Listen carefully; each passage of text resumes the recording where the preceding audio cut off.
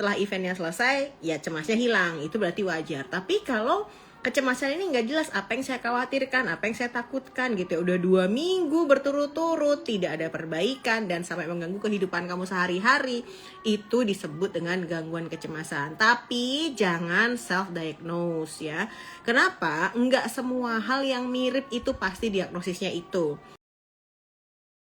Halo, apa kabar semuanya? Baik lagi dengan saya, Dr. Santi, your psychiatrist, dokter psikiatermu yang ngajakin kamu belajar tentang kesehatan mental dan bantu kamu untuk berpikir lebih rasional. Malam hari ini kita akan bahas tentang otakmu ketika cemas. Nah, otakmu ketika cemas nggak tuh?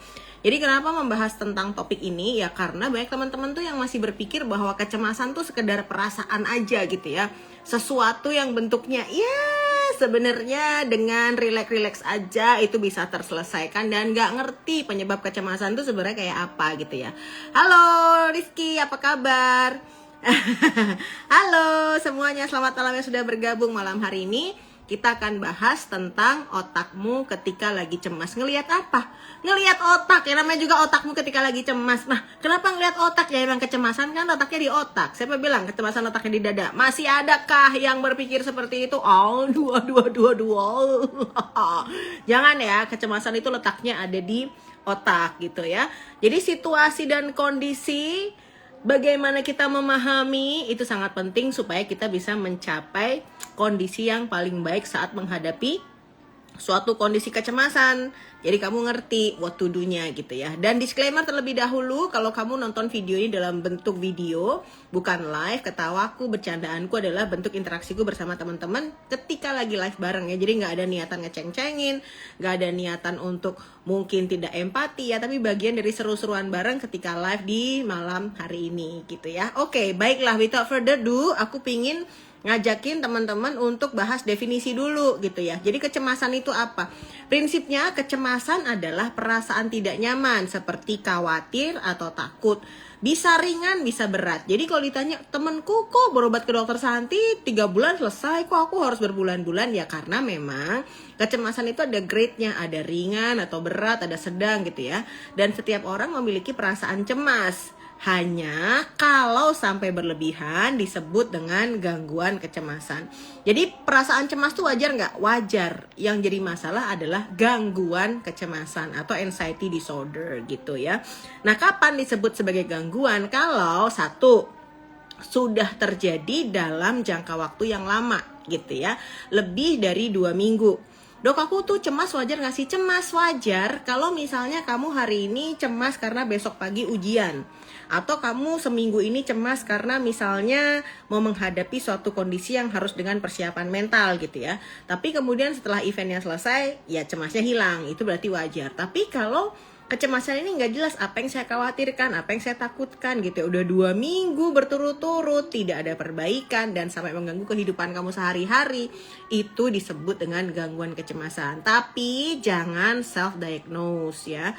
Kenapa? Nggak semua hal yang mirip itu pasti diagnosisnya itu. Jadi jangan self-diagnose, hati-hati ya. Kalau kemudian teman-teman kayaknya begini deh, kayaknya begitu deh. Kalau saranku sih, kalau teman-teman screening dan menemukan hasil, dicocokkan dengan hasil pemeriksaan dengan dokter gitu ya. Oke, itu definisi ya. Kita akan masuk ke gambarnya nih sekarang. Nah, dok, sebenarnya kalau orang cemas itu gangguannya ada di mana? Nah, di sini ya. Jadi di otak kita itu ada yang namanya tuh limbic system ya, atau sistem limbik. Nah, di area sistem limbik ini itu ada berbagai macam area. 1, ada yang namanya hipokampus.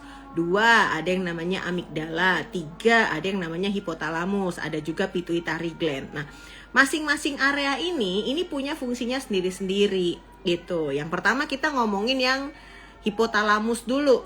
Ya, hipotalamus kenapa aku bicarain terlebih dahulu? Ini menjawab pertanyaan teman-teman yang kalau lagi cemas, dok, kenapa saya jadi pingin makan terus? Gitu ya.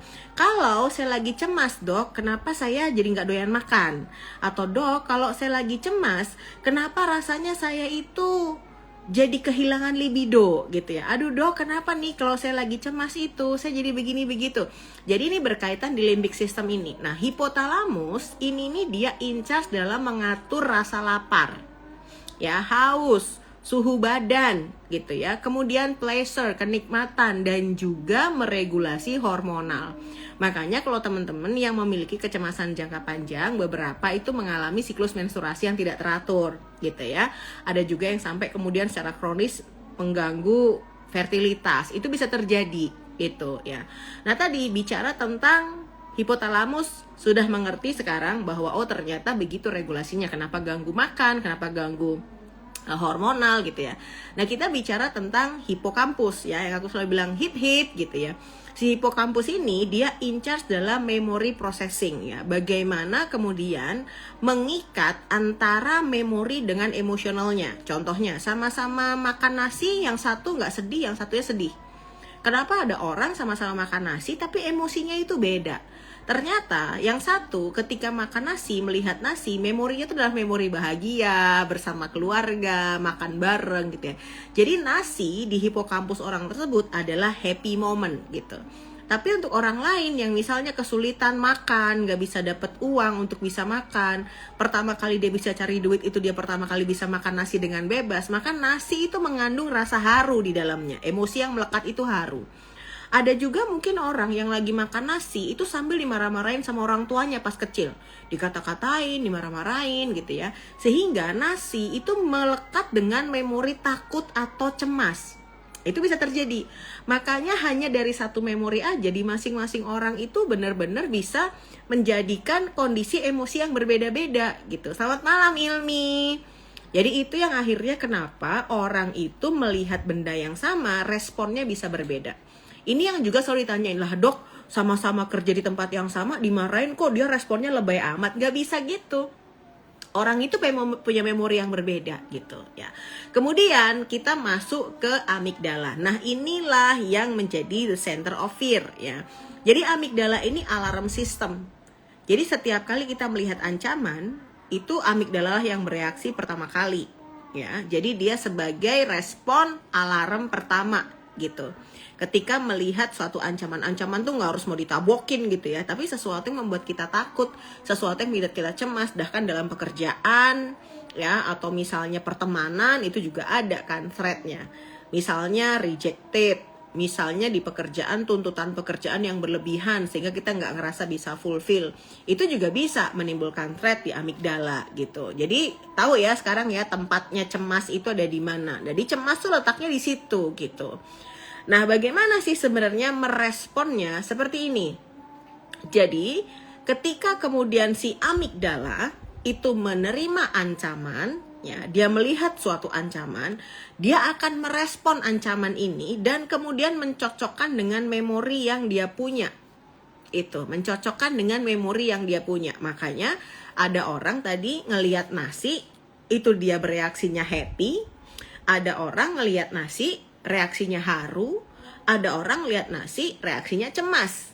Kenapa? Ya karena tergantung memori apa yang melekat dengan emosi apa yang melekat dengan memori itu. Tadi contohnya, ada orang ketika melihat laut gitu ya, itu sesuatu yang menyenangkan karena memori masa kecilnya main ke laut bersama keluarganya gitu ya. Tapi ada yang melihat laut itu sebagai sesuatu yang traumatik gitu, karena laut pernah meletakkan dia dalam situasi yang mungkin mengerikan atau membahayakan. Ada juga orang yang melihat laut sebagai salah satu sumber mata pencaharian karena dia nelayan gitu ya. Jadi sama-sama bendanya, sama-sama lingkungannya itu akan memberikan respon yang berbeda-beda kepada orang yang memiliki memori dengan emosi yang berbeda. Jadi gak bisa lagi ya kita bilang cuman gitu doang gitu. Kok bisa cuman gitu doang? Ya karena memang berbeda memori, berbeda emosi, maka berbeda juga respon dari seseorang gitu. Jadi udah jelas ya gitu. Nah, kemudian seseorang itu merespon suatu ancaman itu juga macem-macem. Ya, makanya orang cemas tuh gak selalu bentuknya menghindar. Orang cemas tuh gak selalu bentuknya terus kemudian kayak ketakutan. Jadi orang cemas yang menghadapi ancaman itu responnya bisa macem-macem. Bisa dia malah fight ya. Jadi fight itu gimana responnya? Jadi dia tuh ngegas gitu. Dia malah ngegas ya. I want to prove I am right. Jadi kalau misalnya punya temen gitu ya di kantor, terus dia suka ngegas, kita lagi ngomong dikit dia ngegas, ngomong dikit dia ngegas gitu ya. Itu sebenarnya mungkin ada baseline khawatir di dalam pikirannya dia.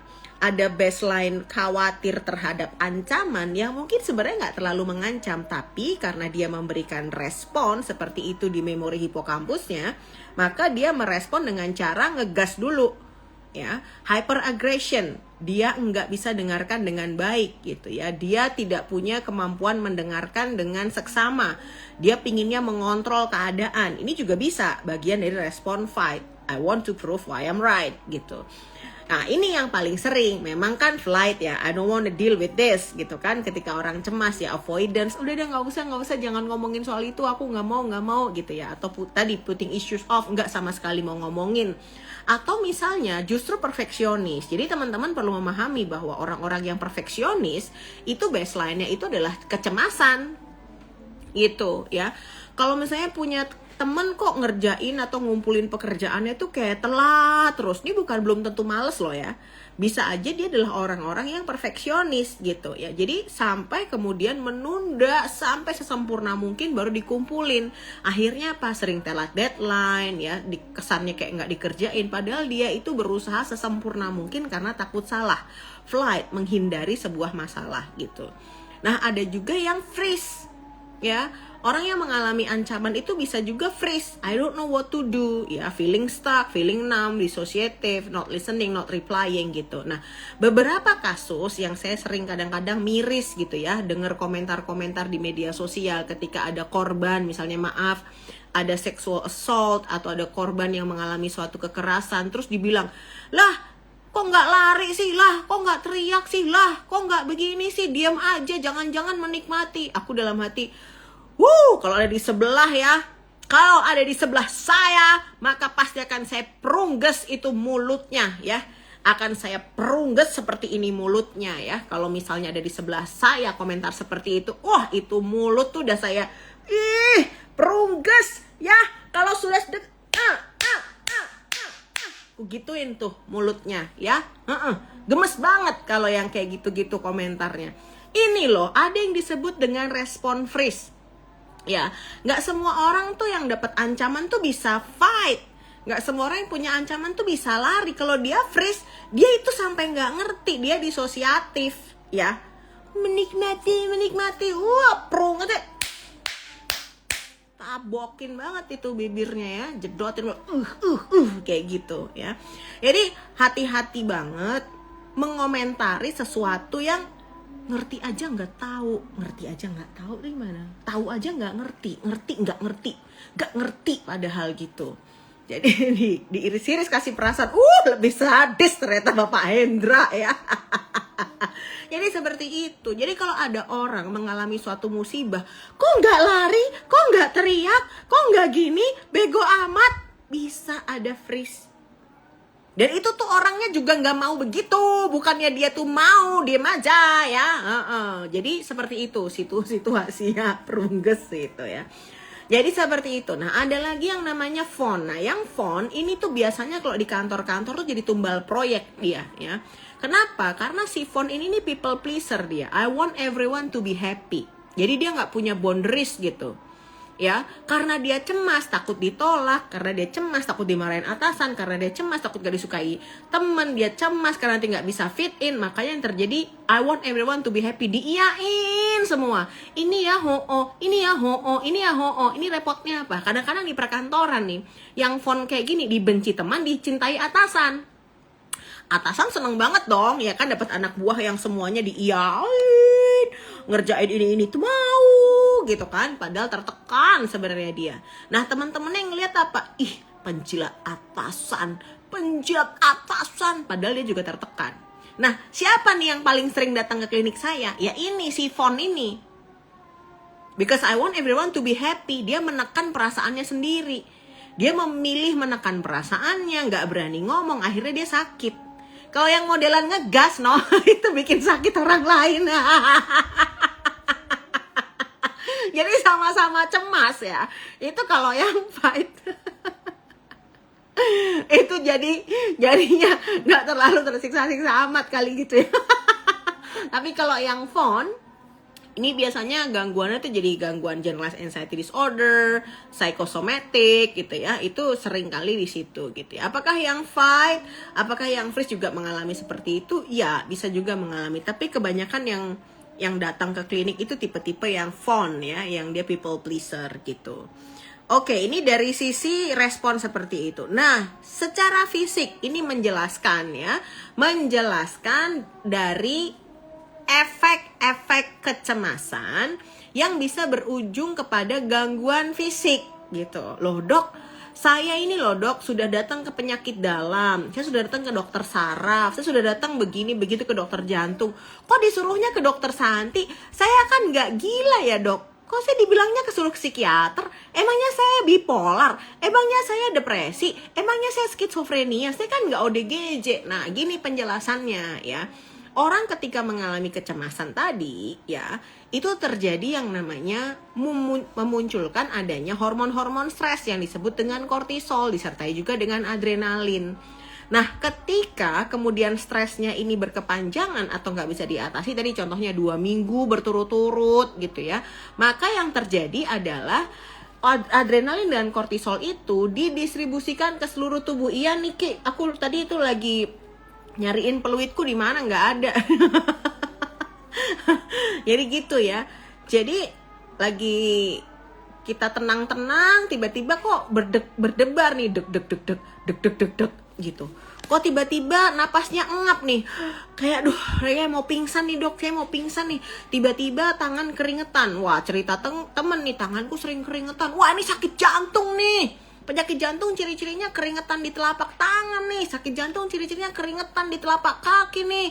Aduh kok aku deg-degan, wah ini nyeri dada dari sakit jantung. Makanya banyak yang sudah ke dokter jantung, tidak ada hasil, tidak terdiagnosis maksudnya normal, kemudian datang ke psikiater disarankan. Karena memang sebenarnya sumbernya adalah sumber dari kecemasan yang kemudian menyebabkan didistribusikannya kortisol dan adrenalin ke seluruh tubuh yang kebetulan sensitifnya di area dada gitu. Nah ada nggak yang misalnya munculnya itu di area yang lain? Banyak kan, terutama apa? Pencernaan gitu. Apa itu pencernaan ya? Contohnya tadi rasanya sering mual ya, rasanya sering perih. Kalau teman-teman bilang dok saya dirujuk karena asam gitu ya, asam aurat. Kok asam aurat? Asam lambung. Asam aurat. Aduh, sambil meson asam aurat, asam lambung. Ya, saya dirujuk ke dokter Santi.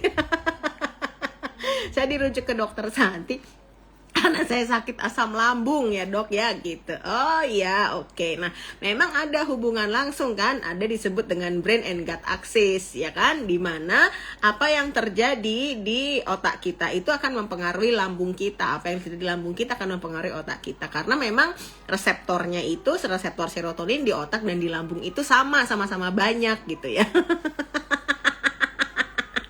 Aduh maaf ya. Jadi seperti itu terjadinya. Ada yang matanya jadi nggak enak ya, mulutnya rasanya kering terus gitu kan.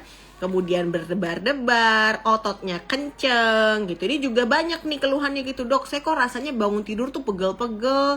Saya rasanya bangun tidur tuh kok rasanya nggak enak gitu. Rasanya kok badan tuh nggak pernah seger gitu. Ya karena ada tense muscle atau ototnya tuh jadi kenceng gitu. Itu yang membuat akhirnya kita tidak tidur dalam kondisi yang rileks. Belum lagi kalau tidurnya terfragmentasi atau terpotong-potong. Jadi antara N1, N2, N3. Dan remnya itu nggak bagus ya, persentasenya terganggu gitu kan. Kita tahu ya berapa persen. Kok teman-teman yang pakai smartwatch itu tolong dilihat kualitas tidurnya gimana, antara non remnya seperti apa. Kalau misalnya ada terbangun di tengah malam, itu tuh berapa menit saya terbangun bisa tidur lagi. Itu penting banget ya buat dipelajarin. Jadi pakai smartwatch itu nggak cuma buat keren-kerenan, itu dimanfaatkan ya. Kuat beli kagak ngerti cara make, gitu. Jadi pakai tuh smartwatchnya yang benar ya, digunakan untuk melihat sesuatu yang bisa membantu untuk mengawasi diri Anda sendiri gitu. Alright, baiklah, itu dari sisi memunculkan psikosomatis ya tadi, yaitu caranya gimana. Lah dok, sebenarnya kortisol bisa diukur nggak? Bisa ya. Jadi kortisol itu bisa diukur melalui laboratorium. Teman-teman itu boleh ngecek kortisol levelnya. Kortisol saya terlalu tinggi nggak? Ambil darah ya dok? Enggak. Kortisol ya, itu tuh diambil dengan cara ludah gitu. Jadi bukan ngeludahi petugas labnya, ngeludahin petugas labnya. Meludah, yang dicek ludahnya. Besok lebaran loh, jangan sembarangan tersalah ikuti sambelin ntar. Dengan cara meludah, yang diperiksa ludahnya, bukan ambil darah, meludahi. Ngaco banget ya. Jadi yang diperiksa itu dari saliva ya, salivanya itu dites untuk melihat kadar kortisolnya. Yang takut ambil darah ya memang nggak diambil darahnya ya, tapi gitu ya, biar rasanya itu puas meludah. Jadi bisa dicek ya, jangan khawatir. Terus hasil pemeriksaan apa aja dok yang bisa kita lihat dok di kecemasan? Nah ini ya, jadi otak kita itu ada electricity-nya ya kan, ada gelombang otaknya, ada powernya, ada kekuatannya. Jadi kalau teman-teman itu mau ngeliat kadar kecemasan saya itu seperti apa, bisa nggak? Bisa. Dari cara mana? Tadi survei bisa, instrumen bisa, ngeliat kan ya, kan pernah tuh aku ajakin ya pakai Generalized Anxiety Disorder 7 ya kan, kita ngitung bareng-bareng terus kalian ngukur skor cemasnya berapa ya. Itu yang model pakai instrumen, kuesioner lah ya kalau bahasa awamnya. Nah terus bisa dilihat lagi dengan apa? Tentunya bisa dilihat dari ngecek kadar gelombang otaknya gitu, seberapa buruk gelombang otaknya ini disharmonize gitu ya. Apakah terlalu tinggi gelombang alfanya, apakah terlalu rendah gelombang alfanya, apakah terlalu tinggi tetanya, apakah terlalu tinggi gamanya gitu ya. Itu bisa kita tes, dok saya ini cemas tapi cemasnya separah apa sih? Ya kita lakukan pengukuran instrumen kemarin gitu ya, sama kita cek nih gelombang otaknya.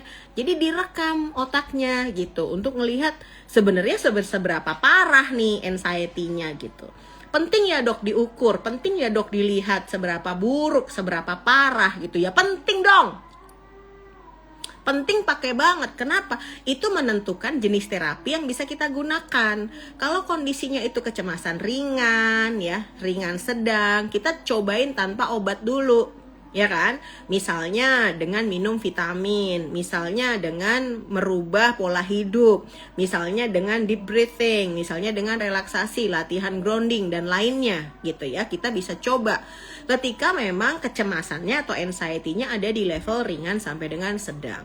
Tapi kalau level anxiety-nya itu ada di sedang sampai dengan berat, maka kombinasi dari psikoterapi, farmakoterapi atau pengobatan itu selalu aku sarankan. Kenapa? Kalau enggak ntar kecapean.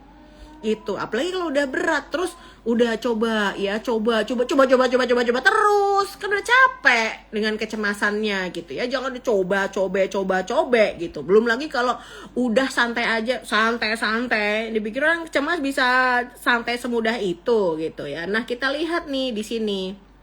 Nah ini adalah contoh gambaran dari gelombang otak yang kecemasan gitu ya. Jadi orang cemas itu gelombang otaknya berbeda, gambaran otaknya itu berbeda dengan orang yang tidak cemas gitu ya. Ini di sini contohnya nih, kita ngelihat yang di sebelah paling ini ya. Wih, bisa nunjuk nih. Itu yang warna hijau itu adalah kondisi normal ya. Orang kalau kondisi otak, gelombang otaknya baik-baik saja, tidak ada kendala, itu warnanya hijau yang di sini gitu. Tapi beda lagi sama orang yang ini yang di bawah ya, yang anxiety itu yang warna merahnya banyak tuh di depan. Jadi yang jendolan warna itu hidungnya ya, kemudian jendolan kanan kiri itu kuping. Nah ini kita bisa lihat gambaran orang yang anxiety atau ngalamin kecemasan itu dia di depannya itu warnanya merah banget gitu ya. Gitu. Kenapa? Artinya terjadi abnormalitas atau berpikir berlebihan di otak bagian depan, overthinking, nggak bisa mengendalikan pikiran, ya, kemudian nggak bisa istirahat. Karena apa? Karena memang hiperaktivitas gelombangnya berlebihan di area depan. Nah, nanti inilah yang akan kita lakukan perbaikan dalam mengelola kecemasannya gitu. Kalau nggak dilihat seperti ini kan kita jadi nggak tahu nih kadar kecemasannya seberapa, area mana yang terganggu gitu. Kita bisa lihat kan ya. Nah, yang ADHD menyerupai, tapi yang ADHD itu dia nggak fokus di sentral. Yang ADHD itu dia di frontal dan temporal. Sedangkan kalau yang anxiety itu dia frontal ke sentral gitu, ke tengah. Ya, makanya muncul gejala-gejala anxiety pada ADHD ada nggak? Ada. Ya kan? Apa itu? Berkaitan dengan fokus. Orang ADHD gangguannya fokus and attention. Orang cemas juga bisa gangguan fokus and attention. Makanya banyak juga yang datang ke saya keluhannya, "Dok, kayaknya saya ADHD deh. Dok, kayaknya saya attention deficit hyperactivity disorder deh." Sejak kapan? Ya sejak saya stres tuh, saya ADHD. Nggak bisa. ADHD itu hanya bisa ditegakkan bila gangguannya itu sejak dini, sejak kanak. Nah, jadi diagnosis ADHD tuh dengan mudah pakai alat screening, begitu selesai nggak? Enggak. Jadi kalau screening ADHD sama aku, kita melakukannya 3 tahap. 1, tahap interview. 2, tahap alat instrumen. 3, tahap pemeriksaan gelombang otak. Supaya nggak salah gitu ya, karena mirip gejalanya, gambaran gelombang otaknya berbeda. Jadi gitu ya, bisa ngelihat ya bahwa memang gambaran kecemasan ini sangat terlihat dari gambaran gelombang otak gitu. Nah, kita mau lihat yang lebih dalam lagi ya, kita melihat namanya dengan positron emission topography scan di sini. Nah, contoh pada jenis kecemasan yang lain ya. Kan kecemasan macam-macam, ada panic attack, ada generalized anxiety disorder, mixed anxiety and depression gitu ya, fobia, ada juga yang disebut dengan obsessive compulsive disorder ya, atau disebut dengan OCD, teman-teman yang mungkin pernah dengar ya, OCD. Nah, obsessive compulsive disorder di sini kita bisa melihat perbedaan, yang OCD yang di sebelah kanan, yang normal itu yang di sebelah kiri ya. Ini yang normal, yang di situ adalah yang gambaran OCD. Jadi di sini kita bisa lihat bagaimana gambaran otak OCD itu menunjukkan gambaran merah yang cukup dominan di area depan. Ini menggambarkan apa? Menggambarkan bagaimana besarnya atau tingginya pekerjaan di otak depan sehingga dia memunculkan kebutuhan metabolisme glukosa yang lebih tinggi. Salam hormat nih senior saya, Dr. Andri gitu. Jadi seperti itu. Jadi teman-teman tuh nggak bisa ngomongin cuman gitu doang OCD tidak bisa gitu, dari gambaran otak itu tampak. Itulah kenapa ketika teman-teman yang punya gangguan cemas, kecemasan itu nggak bisa instan pengobatannya ya, memerlukan pengobatan, memerlukan psikoterapi, konseling rutin gitu, karena teman-teman jadi tahu kan yang diperbaiki itu brain loh. Jadi memperbaiki otak itu memerlukan waktu yang tidak singkat gitu. Ini diumpamakan ya, saya tuh kadang-kadang gini, kalau teman-teman yang punya gangguan mental itu maunya instan aja loh, 2 minggu kelar gitu. Padahal teman-teman, misalnya nih ngalamin accident, kemudian retak kaki deh, ya, atau kakinya retak deh, pakai gips, dibilang ini nanti mungkin buka gipsnya kurang lebih 3 bulan, 4 bulan, itu mau banget bersabar, pelan-pelan, nggak apa-apa, fisioterapi dengan telaten gitu. Mau, untuk apa? Bisa berfungsi kembali kakinya dengan sempurna. Tapi coba kalau disuruh datang ke psikiater teratur, minum obat dengan baik, ya kan, psikoterapi, hilang tar beberapa waktu. Bilangnya, duh nggak sembuh-sembuh, berobat ke psikiater nih, 4 kali datang nggak ada bedanya. Iya kan, pengobatannya nggak bisa cepet. Pengobatannya kan butuh jangka waktu yang tidak cepat, itu karena yang diperbaiki itu adalah bagaimana mekanisme kerja otaknya. Jadi nggak bisa nuntut cepet gitu ya. Sama kesleo kaki situ mau istirahat, kalau kesleo mental nggak mau gitu. Kesleo kaki fisioterapi telaten gitu ya. Tapi kesleo mental maunya instan. Aduh gitu ya. Jadi pahami bahwa terapi itu tuh butuh proses, nggak bisa langsung jentik jari gitu ya. Apalagi, dokter bisa nggak? Ini kejadian beneran nih. Dokter, anak saya tuh memiliki gangguan kecemasan ya dok, kira-kira bisa nggak disembuhkan dalam jangka waktu 2-3 minggu ini? Soalnya minggu depan ujian.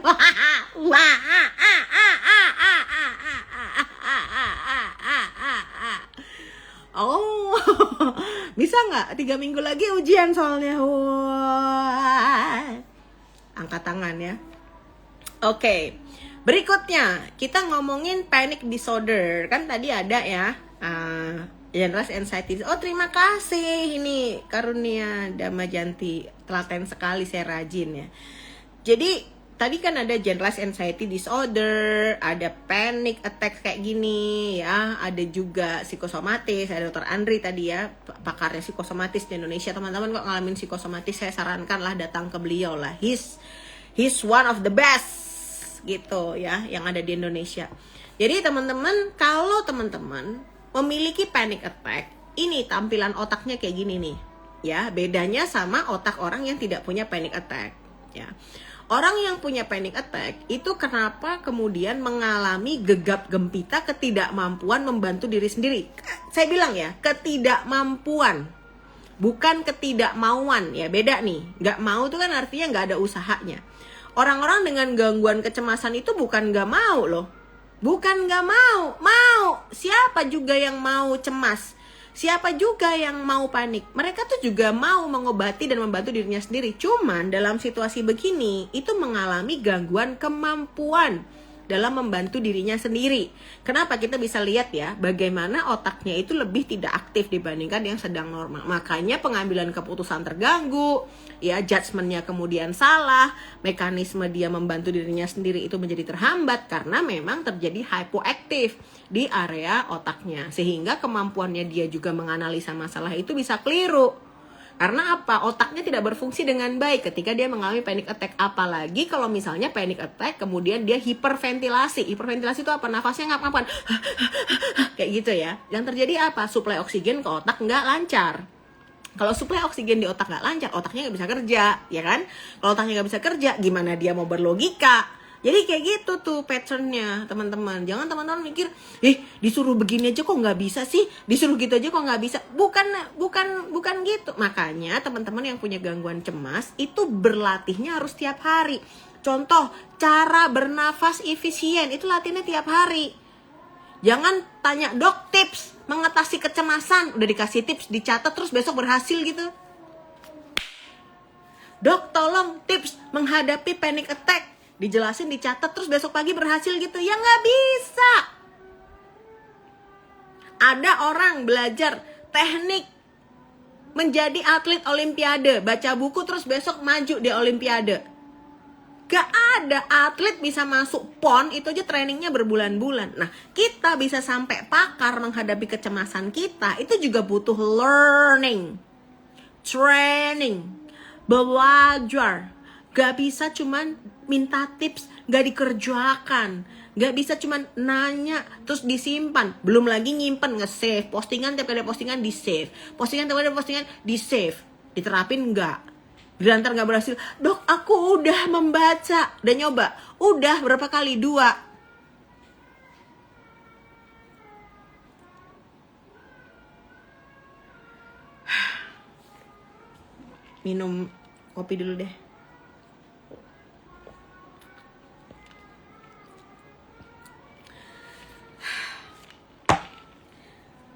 Stres kayak gitu ya, stres dokternya ya, bisa mengamuk saya nanti.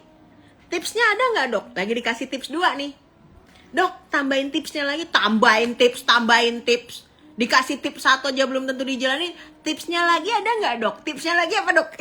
Kadang ya kalau lagi konseling gini kan, ngobrol nih Nuni gitu kan, terus dok tipsnya apa? Aku jelasin nih tipsnya gini.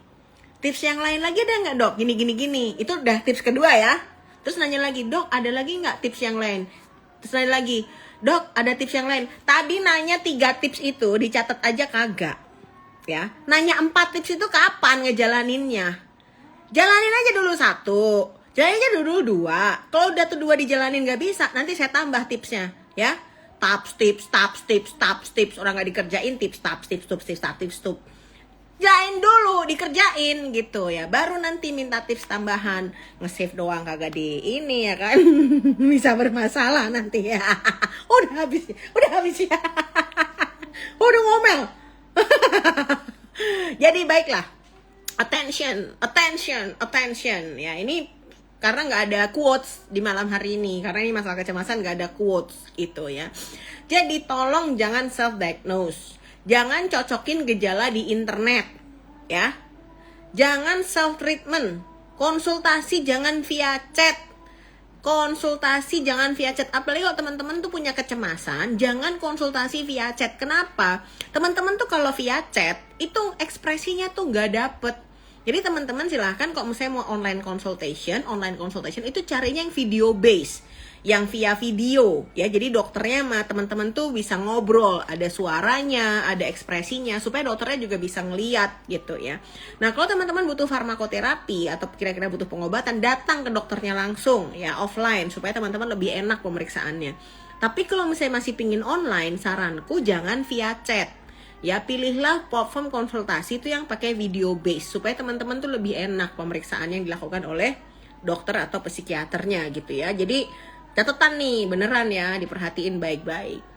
Alright, so kalau teman-teman nonton video ini di YouTube, boleh banget ya follow aku di Instagram di Santi_Psychiatrist, dan juga follow dong TikTok aku di Dr. Santi_Psychiatrist. Nah kalau teman-teman nonton aku di TikTok atau nonton aku di Instagram, boleh banget bantuin aku subscribe di YouTube aku Dr. Santi Psychiatrist, supaya aku makin semangat buat konten-konten edukasi buat bantu teman-teman supaya bisa menghadapi hal-hal yang teman-teman butuhkan di kehidupan sehari-hari. Oke, baiklah, saya sudah dikode untuk segera kembali karena masih ada beberapa klien lagi yang harus dibantu di malam hari ini. Terima kasih teman-teman yang sudah bergabung. Senang banget Instagram saya sudah diperbolehkan untuk share slide lagi, sehingga bisa memberikan gambar-gambar yang indah dan luar biasa kepada teman-teman di malam hari ini. Semoga apa yang kudiskusikan di malam hari ini bisa membantu teman-teman untuk lebih memahami apa itu kecemasan, terutama dari sisi otak ya. Aku senang banget kalau misalnya teman-teman mulai bisa memahami gangguan mental itu dari sisi biologisnya ya. Meskipun gangguan mental itu biopsikososial dan kultural, tapi tentunya dengan memahami kondisi biologi dan bagaimana kinerja otak itu kan membuat teman-teman bisa lebih memahami apa yang terjadi pada dirinya, bahwa ini bukan sesuatu yang hanya sekedar perasaan aja, bukan sesuatu yang bentuknya cemen dan lemah aja, but there is something happen inside your brain. So if you want to treat it right ya, memahami bagaimana kinerja otak dan gangguannya sehingga bisa mendapatkan hasil sesuai yang diharapkan. Terima kasih teman-teman yang sudah bergabung. Apabila video ini bermanfaat, jangan lupa share juga ke keluarga dan kerabat supaya semakin banyak yang mendapatkan manfaatnya. Seperti biasa pesanku, stay healthy, stay safe, dan stay sane. Terima kasih teman-teman. Selamat lebaran yang buat besok pagi merayakan. Dadah, I'll see you. Bye. Terima kasih.